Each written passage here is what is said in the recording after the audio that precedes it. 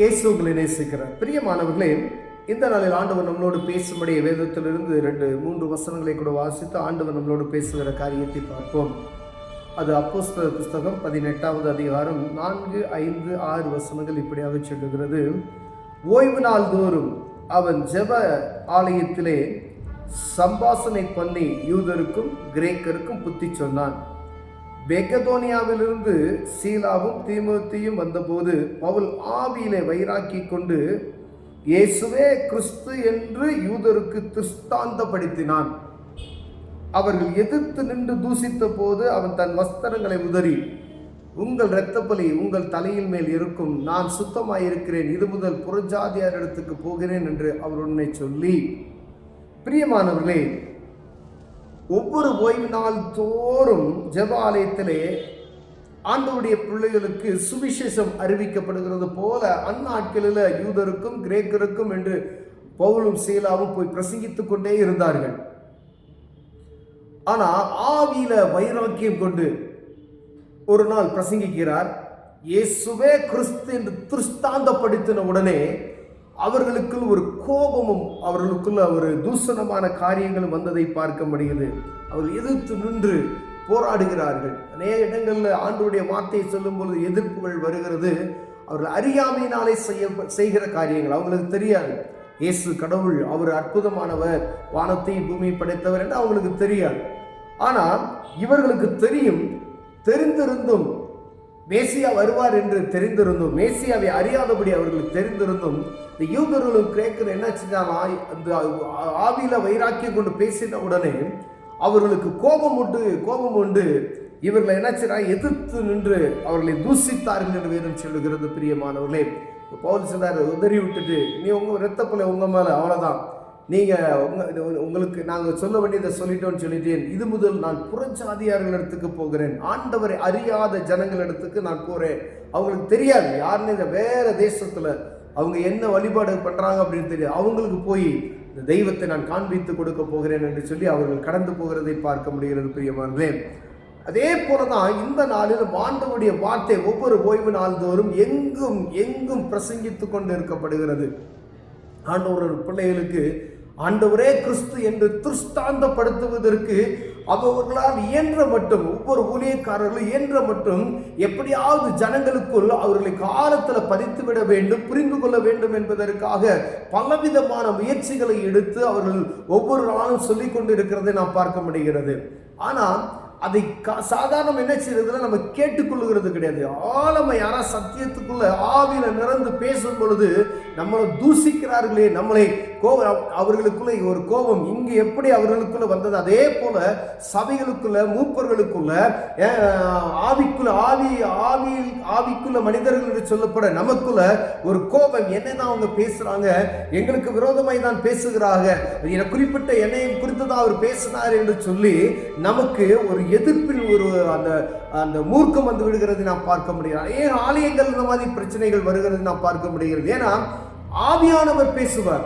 அது ஒரு மனிதருக்கு பேசுவார், பல மனிதர்களுக்கு பேசுவார், சபைக்கும் பேசுவார், தேசத்துக்கும் பேசுவார், யாருக்கு வேணாலும் ஆண்டவர் பேசுவார். ஆனால் அங்கு பேசும் பொழுது ஆண்டவர் சொல்றார் பாருங்க, மெகதோனியா வந்தபோது பவுல் ஆவியில வைராக்கியம் கொண்டு இயேசுவே கிறிஸ்து என்று யூதருக்கு திருஷ்டாந்தப்படுத்தின. ஆவியில வைராக்கியம், பரிசுத்த ஆவியின் அபிஷேகத்துல ஆவியானவர் வெளிப்படுத்துகிற அந்த காரியத்தை கொடுத்து பேசும் பொழுது அவருக்கு எரிச்சல் உண்டாகிறது. பிரியமானவர்கள், அதே போல நம்மை சார்ந்த அநேக பேருக்கு இப்படி வருகிறது. அதாவது ஆண்டவர் என்கிட்ட பேசுறாரு அப்படின்னு நம்ம எடுத்தோம் அப்படின்னு சொன்னா அது நம்முடைய ஆவிக்குரிய வாழ்க்கைக்கு, நம்முடைய வாழ்க்கைக்கு அது அற்புதமானது. ஆனா இது என்னை குற்றப்படுத்தி பேசுற, என்னதான் அவர் பேசுறாரு, என்னதான் இந்த ஊழியக்காரர் சொன்னார், என்னதான் இப்படி குற்றப்படுத்துறாரு என்று நாம் நினைப்போமையானால் அப்ப குற்றமுள்ள மனது தான் என்ன செய்யுமா, குறுகுறுன்னு சொல்லுவோம் அப்படின்னு சொல்லுவாங்க. அப்ப ஆண்டவர் பேசுகிற வார்த்தையை நம்ம கணித்துக் கொள்ள முடியாதபடிக்கு அவர் என்னை குற்றப்படுத்துகிறார் என்று வைராக்கியம் கொண்டு இனி அந்த பிரசங்கியாரை கூப்பிடக்கூடாது, இனி இவர் இங்க பேசக்கூடாது என்று சொல்லக்கூடிய அப்படி வைராக்கியம் கொண்டு இங்க ஆதி அப்போஸ்தலர் காலத்தில் இருந்த ஆலயத்துக்குள்ள இருந்த யூதர் கிரேக்கருக்குள்ள காணப்பட்ட அந்த வைராக்கியம் நமக்குள்ள இருக்குமேனால் அவர்கள் என்ன சொன்னார் பாருங்க. இதுமாதிரி நாங்கள் என்ன சொன்னா பிரதேசத்துக்கு நாங்கள் போறோம், மற்ற ஜனங்களுக்கு சொல்ல போறோம், அவங்க ரட்சிப்புக்குள்ள நடத்திடுவாங்க. நம்ம கைவிடப்பட்ட சூழ்நிலைக்கு நேராக போவோம். உங்க இரத்தப்பலி உங்க மேல இருக்கும் அப்படின்னு சொல்றாரு பாருங்களேன். ஒரு ஆலயம் இருக்கிறது, அந்த ஆலயத்தை கட்டுவதற்கு எவ்வளவு பிரயாசப்பட்டு அந்த ஒரு ஆலயத்தை கட்டி ஒவ்வொரு வாரமும் உங்களுக்கு ஒரு போதகரை போட்டு ஒரு சுவிசேஷகரை போட்டு ஆண்டவருடைய வார்த்தையை பிரசங்கித்துக் கொண்டு இருக்கிறார்கள். அநேக இடங்கள்ல கர்த்தருடைய சத்தியத்தை சத்தியமாய் போதிக்காதபடி இருக்கிறார், அவர்களை விட்டுருங்க. ஆனா ஆண்டவரை அறிந்து கொண்ட கர்த்தருடைய பிள்ளைகள், ஆண்டவரே தெய்வம் என்று திஸ்தாந்தப்படுத்தக்கூடிய ஆலயங்கள்லேயே அநேக வார்த்தைகள் மாதம் வார வாரம் சொல்லிக்கொண்டே இருந்தாலும் ஒரு ஊழியக்காரர் வராரு, நம்ம தான் அழைக்கிறோம். அவர் ஆவியில வைராக்கியம் கொண்டு பேசும் பொழுது என்ன குற்றப்படுத்தி பேசுறாரு, இனி இந்த ஊழியக்காரரை கூப்பிடக்கூடாது.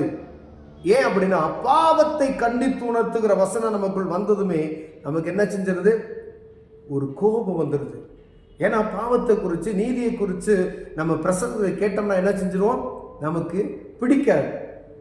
ஆசீர்வாதமான வசனங்களை நம்ம கேட்டோம்னா நமக்கு பிடிக்கும். ஆனா ஆசீர்வாதம் வரணும் அப்படின்னு சொன்னா நீதியை குறித்தும் நியாய தீர்ப்பை குறித்தும் பாவத்தை குறித்தும் கண்டித்து உணர்த்துகிற வசனம் இல்லாத இடத்துல ஆசீர்வாதத்தை, பரிபூர்ணமான ஆசீர்வாதத்தை பார்க்க முடியாது. பரிபூர்ண ஆசீர்வாதம் வேறு, உலகப்புறமான ஆசீர்வாதம் வேறு. ஆண்டவர் கொடுக்கிற ஆசீர்வாதம் ஐஸ்வர்யத்தை தர வேதனையை கூட்டாரு. உலகப்புறமான ஆசீர்வாதம் அது உங்களுக்கு ஐஸ்வர்யத்தை கூடும், அது வேதனையை உண்டாக்கும் பிரியமானவர்களே. அதனால ஆண்டவருடைய சத்தத்துக்கு செவி கொடுத்து நாம் நடப்போமேயானால் வருகிற வார்த்தைகள் கடினமாய் இருக்கும். அந்த கடினமான வார்த்தை எனக்கு தான் என்று சொல்லி நம்ம இதை சீர்படுத்தி கொண்டோமேயானால் ஆண்டவர் நமக்கு என்ன செய்வார், அற்புதங்களை செய்வார். நம்முடைய ஆவிக்குரிய வாழ்க்கையில அநேக மாற்றங்களை உருவாக்கி நம்மளை சீர்படுத்தி ஸ்திரப்படுத்தி நம்ம நேர்வழியாய் நடந்து செல்வதற்கான வாசலை உண்டாக்குவார் பிரியமானவர்களே.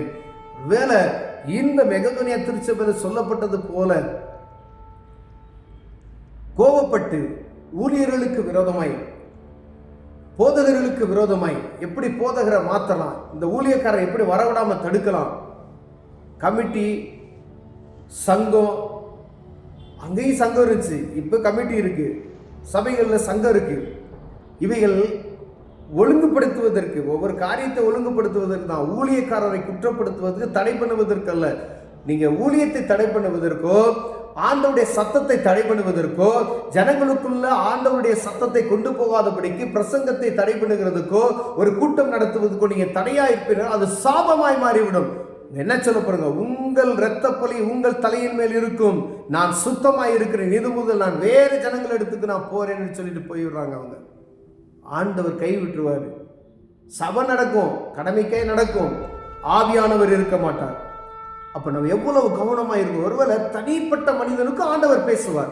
உங்க சபையில உங்களுக்கு நீங்க இந்த காரியத்தை செய்தீங்க அப்படின்னு சொன்னா அதை விட்டுட்டு ஆத்ம பாரத்துக்காக என்ன செய்யணுமோ அதை செய்யணும். ஆண்டவர்களை ஆசீர்வதிப்பார். கண்களை மூடுவோம், ஜெபம் செய்வோம். அன்பின் தகப்பனே, ஆண்டவரே, கர்த்தருடைய சத்தத்துக்கு செவி கொடுத்து ஆண்டவரே தெய்வம் என்கின்ற அறிகிற ஞானத்தை எங்களுக்கு தாங்க.